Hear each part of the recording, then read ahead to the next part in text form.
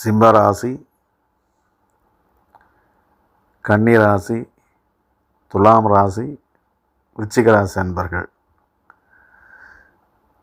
அவளுக்கு இந்த அடுத்த 4 ராசிக்காரர்களுக்காக எந்த விதமான குரு பயிற்சி பலன்கள் அமையவிருக்கின்றது அப்படின்னு பார்த்தோம்னா, முதல்ல சிம்மராசி. சிம்மராசி என்ன எடுத்துட்டோம் அப்படின்னா, இப்போ அவளுடைய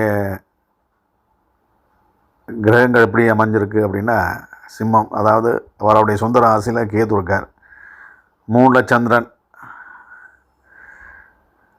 அதே போல் 7ஆம் இடத்துல சனி ராகு, அஷ்டமத்தில் சுக்கிரன், 9ஆம் இடத்துல சூரியன் புதன், 11ல் குரு, 12ல் செவ்வாய், இப்படின்னு அவளுடைய கிரக அமைப்பு இருக்குது. இந்த கிரக அமைப்பு பிரகாரம் சிம்மராசிக்காரர்களுக்கு அமோகமாக பலன்களை இந்த குரு பகவான் கொடுக்க இருக்கின்றார். ஏன்னா அவர் இப்போ 11ஆம் இடத்துல சஞ்சாரம் செய்ய இருக்கின்றார் இந்த 2025-26. அப்போ என்ன அப்படின்னா, அந்த குரு பகவான் 11ஆம் இடம் லாபஸ்தானம். அப்போ லாபஸ்தானம், உத்தியோகஸ்தானம், பரபரஸ்தானம், இப்படி நிறையா சொல்லிகிட்டே போகலாம். அந்த 11ஆம் இடத்துல குரு பகவான் சஞ்சாரம் செய்கின்ற பொழுது அபரிமிதமான பலன்களை எதிர்பார்க்கலாம்.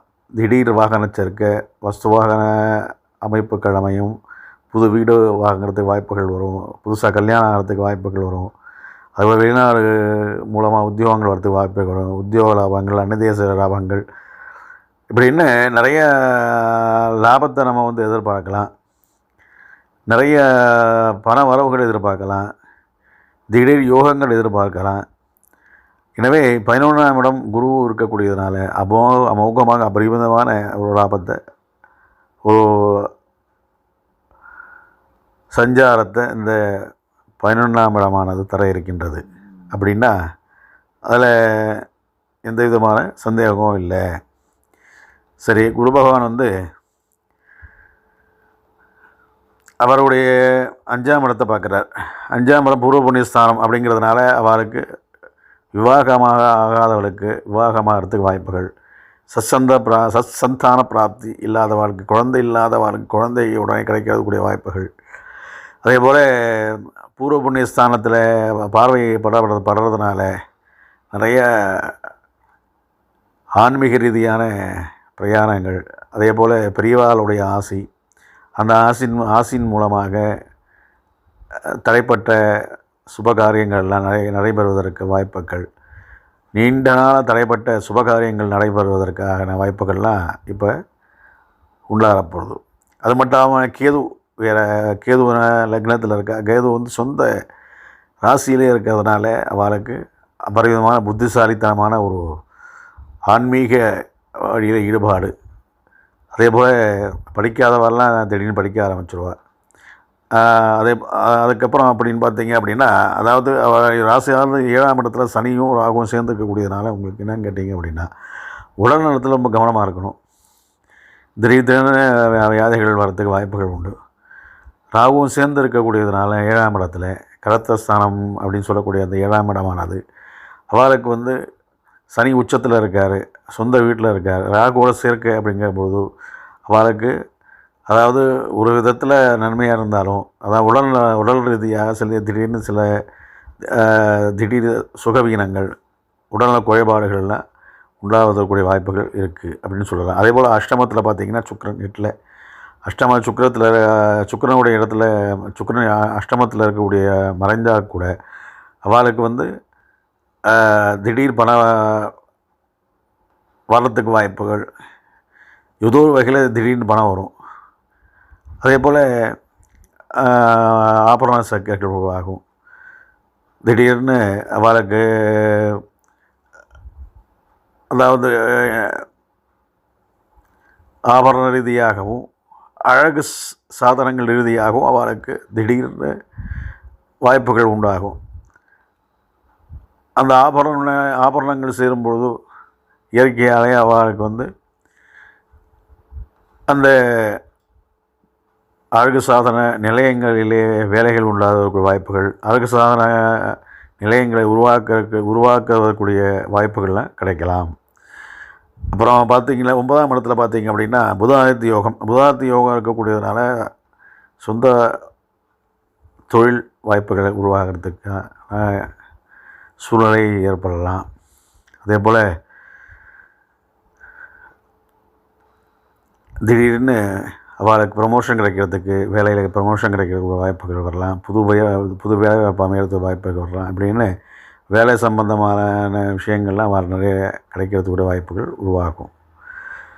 அதே போல் வேலை வாய்ப்புகளிலே திடீர் பண வசதிகள், பண வரவுகள் வரத்துக்கு வாய்ப்புகள் வரலாம். அப்படின்னு நிறையா சொல்லிகிட்டே போகலாம். எனவே இந்த குரு பயிற்சியானது சிம்மராசிக்காரருக்கு அமோகமான ஒரு நல்வாய்ப்பினை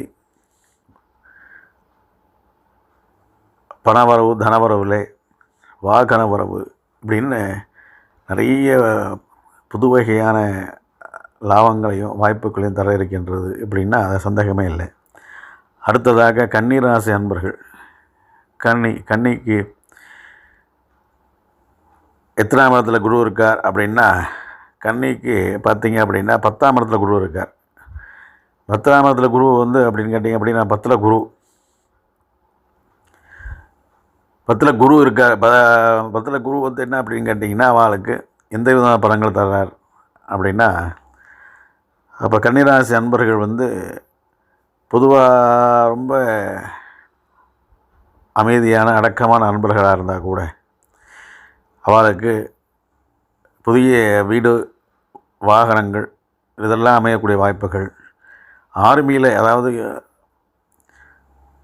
மருந்து சம்பந்தமான, கெமிக்கல் சம்பந்தமான வியாபாரங்களிலே அமோகமான லாபங்கள் கிடைக்கக்கூடிய வாய்ப்புகள், அதே மாதிரி இந்த மாதிரி ரசாயனம் சம்பந்தப்பட்ட இடத்திலே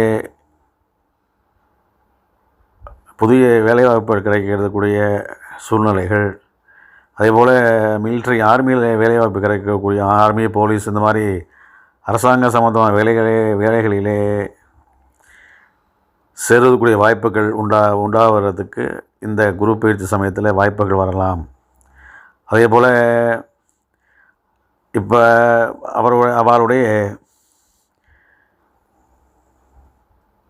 7ஆம் இடத்திலே சுக்கிரன் இருக்கக்கூடியதுனால அருமையான கலத்திரம் அமையக்கூடிய வாய்ப்புகள், அதே போல் திருமண தடைகள் விலகக்கூடிய வாய்ப்புகள், அதே போல் மகாலட்சுமியை பிரார்த்தனை பண்ணும் பொழுது உங்களுக்கு அருமையான அழகான மனைவி கிடைக்கக்கூடிய வாய்ப்புகள் இதெல்லாம் உண்டாகும். சூரியன், புதன் இப்போ அஷ்டமத்தில் சூரியன் இருக்கிறார். அதாவது அவங்களுடைய தாய் தந்தைகிட்டே ரொம்ப கவனமாக இருக்கணும். வாக்குவாதம் பண்ணிகிட்டு இருக்கக்கூடாது. ஏன் அப்படின்னா அவங்க தகப்பனாட்டேருந்து விலகக்கூடிய வாய்ப்புகள் கிடைக்கிறதுக்கு வாய்ப்புகள் இருக்குது. அதனால் அப்பா சொல்கிறபடி அட்ஜஸ்ட் பண்ணி போகணும். அவங்க வீட்டில் பெரியவங்க சொல்கிறத அனுசரித்து போகக்கூடிய சூழ்நிலைகள்.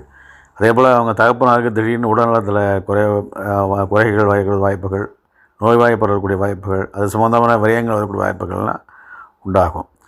அதனால் பொதுவாக இந்த கன்னிராசிக்காரர்களுக்கு அதாவது நிறைய நன்மைகளை செய்வதற்கு குரு பகவான் இருக்கின்றபடியாலே அந்த கன்னிராசிக்காரர்கள் பொதுவாக சுமாரான பலன்களையும் நல்ல பலன்களையும் எதிர்பார்க்கலாம்.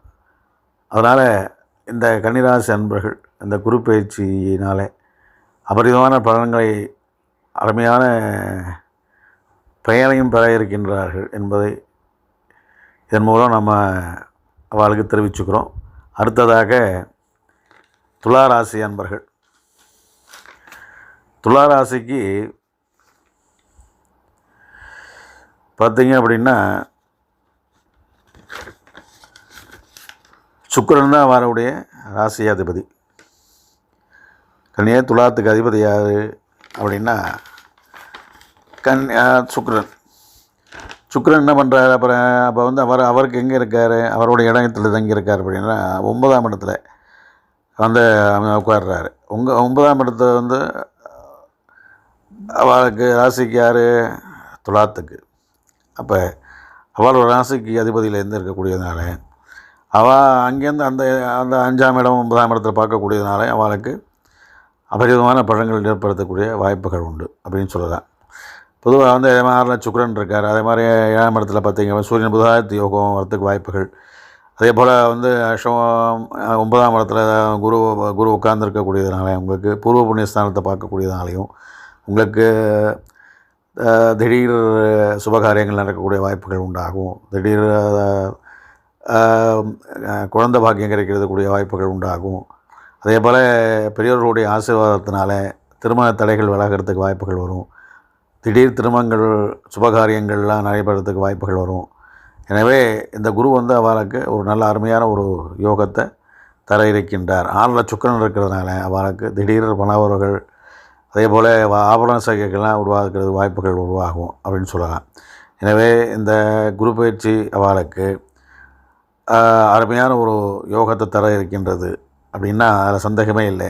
ஏன்னா அதாவது பொதுவாக வந்து பொருளாதார ரீதியாக அவளுக்கு ஒரு பெரும் முன்னேற்றத்தையும் பயனையும் தர இருக்கின்றது இந்த குரு பயிற்சி அப்படின்னு சொல்லலாம்.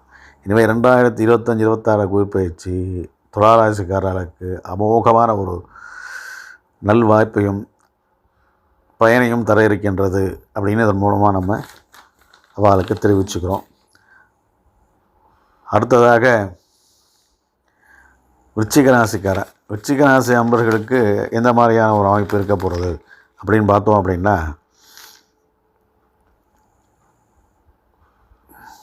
விருச்சிக ராசிக்கு அதாவது 2ஆம் இடம் 5ஆம் இதில் சனி ராகு இருக்க, 4ஆம் இடத்தை பார்த்தா 4ஆம் இடம் அர்த்தாஷ்டம சனியாக அர்த்தாஷ்டம ராகுவாக யார் இருக்கா அப்படின்னா 4ஆம் இடத்தில் இருக்கக்கூடிய ஒரு இருக்கார் விருச்சிக ராசிக்கு. அப்போ விருச்சிக ராசிக்கு அவள் எத்தனாம் இடத்துல இருக்க போகிறார் அப்படின்னா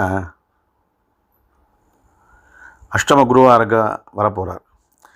அஷ்டம குரு வரப்போகிறதுனால என்ன அப்படின்னு கேட்டிங்க அப்படின்னா 8ஆம் இடத்துல குரு என்ன பண்ண போகிறார் அப்படின்னு கேட்டிங்க அப்படின்னா அவளுக்கு குரு மறைவாக இருக்கக்கூடியதுனால ஒரு சுமாரான பலன்களை எதிர்பார்க்கலாம். அவள் அஷ்டமத்திலேருந்து இந்த 2ஆம் இடத்தை பார்க்கக்கூடிய பணப்புற ஸ்தானத்தை பார்க்குறதுனால ஏதோ வகையில் பணம் செய்கிறதுக்கு வாய்ப்புகள் வரலாம்.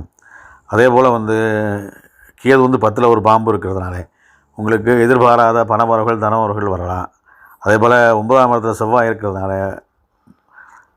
திடீர் பூர்வ புண்ணிய ஸ்தானத்தில் இருக்கக்கூடிய முன்னோர்கள் மூலமாக நிலப்பலன்கள்லாம் வரத்துக்கு வாய்ப்புகள் அப்படின்னு சொல்லலாம். புதிய வாகன சேர்க்கைகள், புதிய வீடு, புதிய நிலப்பலன்கள் சேர்க்கைகள்லாம் இருக்கிறதுக்கு வாய்ப்புகள் அப்படின்னு எதிர்பார்க்கலாம். அதனால் பொதுவாக வந்து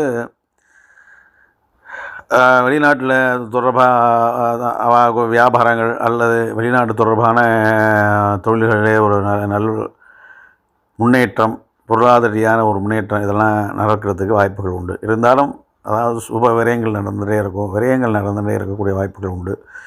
அதே போல் சகோதரி ரீதியாக வந்து செலவுகள்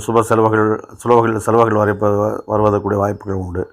எனவே சுப விரயங்கள் நடக்கும். அதே சமயத்தில் தனவரவு பணவரவும் ஓரளவுக்கு அவருக்கு பொருளாதார ரீதியாக வரத்துக்கு வாய்ப்புகள் உண்டு. அப்படின்னா இந்த குரு பயிற்சியானது விருச்சிக ராசி அன்பர்களுக்கு ஒரு சுமாரான ஒரு நல்ல பயிற்சியாக அமைய இருக்கின்றது. எனவே இந்த குரு பயிற்சி காலத்திலே யாருக்கெல்லாம் இப்போ வந்து மறைவு ஸ்தானத்தில் குரு இருக்காரோ, நீச்ச ஸ்தானத்தில் குரு இருக்காரோ அவெல்லாம் அந்த ராசிக்காரெல்லாம் இப்போ விருச்சிக ராசிக்கு அஷ்டமத்தில் குரு, அதாவது 8ஆம் இடத்துல குரு வரக்கூடியனால உங்களுக்கு வியாழக்கிழமை தோறும் குரு பகவானுக்கு அர்ச்சனை பண்ண வேண்டியது. கொண்டக்கடலை அப்படின்னு ஒரு கடலை இருக்கு இல்லையா, அந்த கொண்டக்கடலையை வச்சு அர்ச்சனையை பண்ணி அப்படி தானம் பண்ண வேண்டியது. கொண்டக்கடலை சுண்டல் நைவேத்தியம் பண்ணி தானம் பண்ணலாம். எனவே இந்த குரு பகவானுடைய அனுகிரகத்தினால அவளுக்கு அனைத்து விதமான காரியங்கள்லாம் தடையெல்லாம் நிவர்த்தியாகி சுப காரியங்கள் அதே போல் எல்லா காரியங்களும் வெற்றியடைவதற்கு வாழ்த்துக்கள் தெரிவித்துக் கொள்கிறோம். இப்போ இதில் என்ன அப்படின்னு கேட்டீங்கன்னா, தட்சிணாமூர்த்தி அப்படிங்கிறவர் வேறு, நவகிரகத்தில் உள்ள குரு பகவான் அப்படிங்கிறது வேறு. குருங்கிறத எல்லாருமே இப்போ கிருஷ்ண பகவான் எடுத்துட்டா அவர் வந்து கீதையை உபதேசம் பண்ணாலும் அவரும் லோக குருவாக கருதப்படுகின்றார். அதே போல் வந்து தட்சிணாமூர்த்தியும் நம்ம வந்து ஜனகாதி நால்வர் இவாளுக்கு வந்து கல்லால மடத்தரையில் வந்து உட்காந்து அவருக்கு உபதேசம் பண்ணுறாரு. அவர் வந்து குரு தட்சிணாமூர்த்தியாக வணங்கப்படுகிறார்.